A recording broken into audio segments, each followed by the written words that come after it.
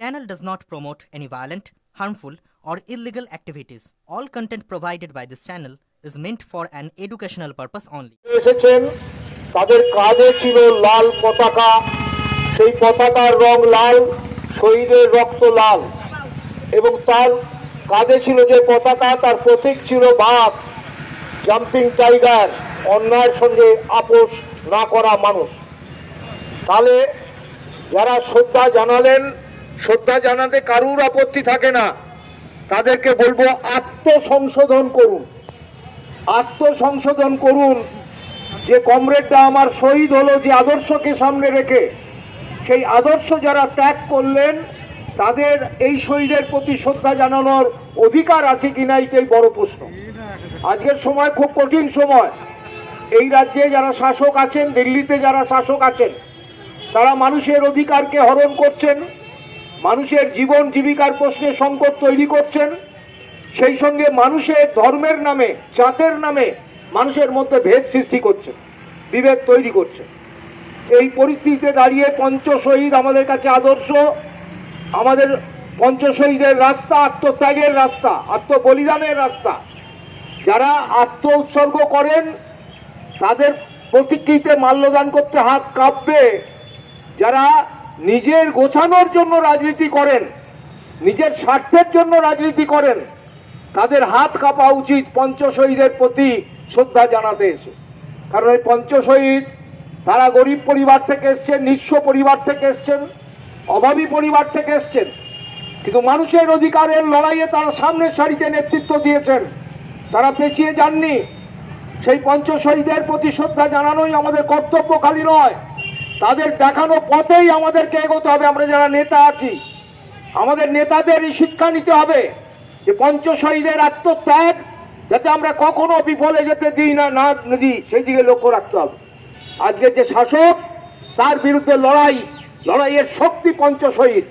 আজকে দিল্লিতে যে শাসক, সাম্প্রদায়িক শক্তি, কোম্পানি শক্তি, সেই বিজেপি সরকারের বিরুদ্ধে লড়াইয়ে আমাদের আত্মত্যাগের প্রতীক এই পঞ্চশহীদ। আমাদের রাজ্যে যে শাসক আছে তাদের অন্যায় অবিচারের বিরুদ্ধে, দুর্নীতির বিরুদ্ধে লড়াই সংগ্রামের প্রতীক এই পঞ্চশহীদ। তাই এই পঞ্চশহীদের যে আত্মত্যাগ, সেই আত্মত্যাগকে ফরওয়ার্ড ব্লক কখনো ভুলে যেতে পারে না।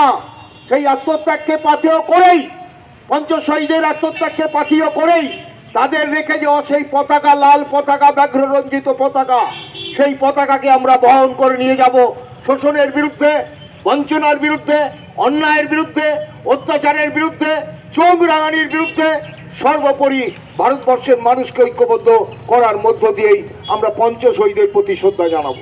ফরওয়ার্ড ব্লক মনে করে পঞ্চশহীদের যে আত্মত্যাগ আমাদের জীবনে, সেই আত্মত্যাগকে গ্রহণ করতে হবে এবং সেই আত্মত্যাগের কথা আমাদের স্মরণে রাখতে হবে। ফরওয়ার্ড ব্লকের কর্মী নেতাদের মানুষের কাছে আত্মত্যাগের কথা পৌঁছে দিতে হবে।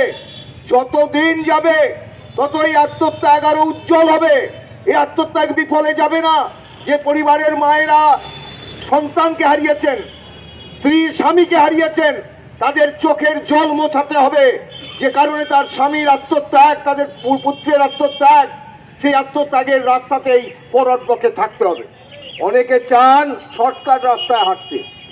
একদিকে পঞ্চশহীদে মালা দেবেন, আবার পঞ্চশহীদের 5 জন নেতা যারা ছিলেন তারা যে কারণে আত্মত্যাগ করেছিলেন সেই শাসকের কাছে গিয়ে আত্মসমর্পণ করবেন। এই দ্বৈত চরিত্রকে আমরা ঘৃণা করি। একদিকে পঞ্চশহীদে মালা দেবেন, আর একদিকে পঞ্চশহীদের পরবর্তী ঘটনায় এই পঞ্চশহীদের দাবিকে যারা নস্যাৎ করছে, রাজ্যের বর্তমান সরকার গণতন্ত্রকে ধ্বংস করছে, পঞ্চশহীদের দাবিগুলোকে নস্যাৎ করছে, সেই সরকারের কাছে আত্মসমর্পণ করবেন। এই দ্বিচারিতা আজকে পঞ্চশহীদের স্মরণ সভায় এসে আমি বলতে পারি, এই দ্বিচারিতাকে আমরা মানি না। এই দ্বিচারিতাকে কোনো মানুষ মানে না।